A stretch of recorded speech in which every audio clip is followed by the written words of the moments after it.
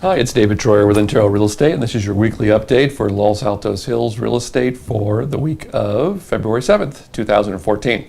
So kind of a middle-of-the-road activity level for the hills for this week. We won't really get rolling probably until March, April, but just to give you a feel, we had 3 new listings this week. One of them is a property that's been on and off the market actually for over 7 years.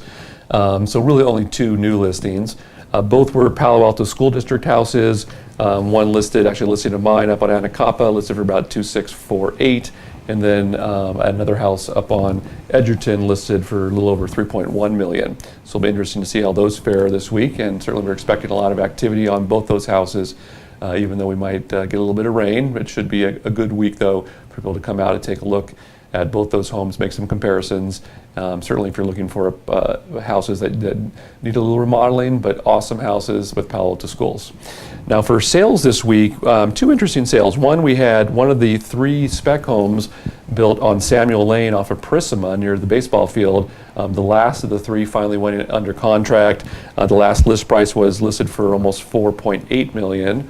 The house originally came out closer to $5.3 million. It actually was, I thought, architecturally the prettiest of the 3 houses, but the most expensive one. So interestingly, that was the 3rd of the 3 houses to actually go into contract after 157 days on the market.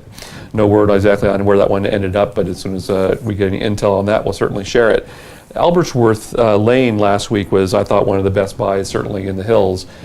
This house is was a 5-bedroom, 2.5 bath, beautiful unobstructed views of the Western Hills, and a nice flat entryway into the driveway, which, a lot of times on view properties, your driveway might be up or your driveway might be down. This was nice and flat at the end of a cul-de-sac, which I thought was really a neat way of presenting the house itself to it. So my understanding, it had about 3 or 4 offers on it and sold over. Not quite sure about how high it went over, but somebody's going to enjoy that house, love that view, and probably do a long-term remodel to it.